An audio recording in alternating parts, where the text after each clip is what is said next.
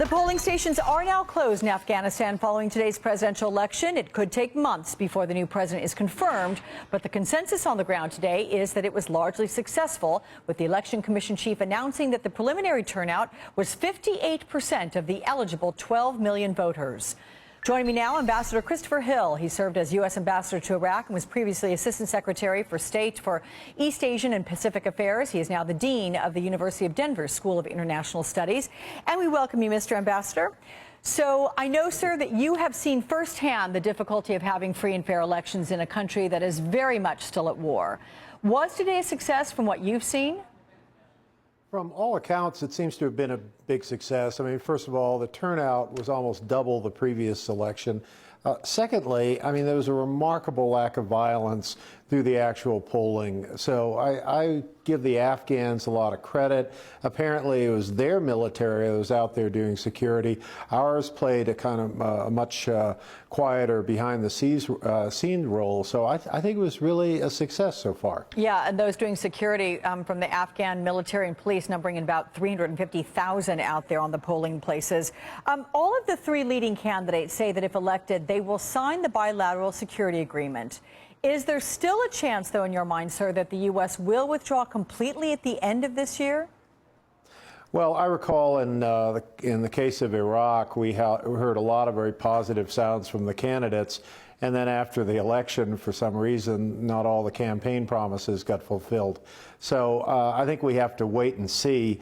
I think there's definitely a possibility that we're out lock, stock, and barrel. On the other hand, I think it's very encouraging that they've all put that in their platform, that they will sign the deal.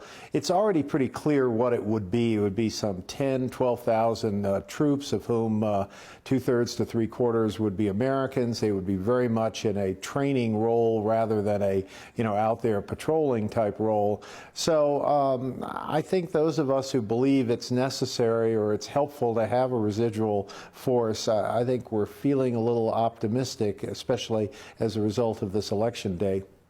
I also want to ask you, sir, about Ukraine, because I understand you spent most of your career in Eastern Europe. In fact, you spoke at Princeton on Thursday, and you talked about inefficiency of sanctions. You were joking that you tried to put sanctions on Slobodan Milosevic by denying him a visa to Disneyland, and that would somehow change the future of Kosovo. So what did your experience in Bosnia and Kosovo teach you about dealing with crises like this? Well, first of all, they're very tough, and what you try to do is kind of establish the relationships ahead of time. Those people who believe that somehow our President Obama, was not tough enough with these people, I would argue it's not that he's been too friendly with these people. The problem is he hasn't had the kind of relationships with people like Putin that he probably needs to. So these are very tough issues, and the problem with sanctions, as I suggested in Princeton, is simply, when people face sanctions, their immediate reaction is not to give in to them. And I suspect Mr.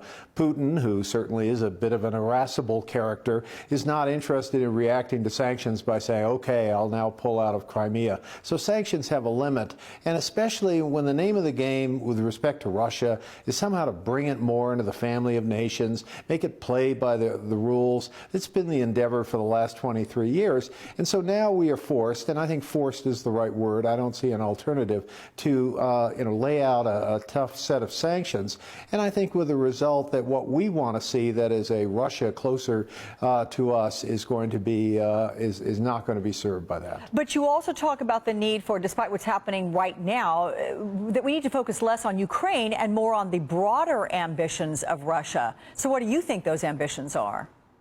Well, I think this is not just about Crimea. I mean, Crimea is a symbol of what Putin has in mind for Russia. He seems to, if not recreating the Soviet Union, certainly recreating some Eastern power base. So I think it's very necessary that we need to hold the Ukrainians closely. I mean, on one hand, certainly you want to have some kind of tough love policy to them. On the other hand, we better get busy with these loan guarantees and other things. That's an economy that needs a lot of help. Secondly, I think we do need to keep the door open with the Russians, and I would suggest we do that in these various international things that we have going with them. For example, the Russians are part of the six-party process on North Korea. The Russians are part of the Syria process. So I think we do need to kind of work with the Russians on these international issues. And I think it's also important that we have a kind of grander strategy, if you will,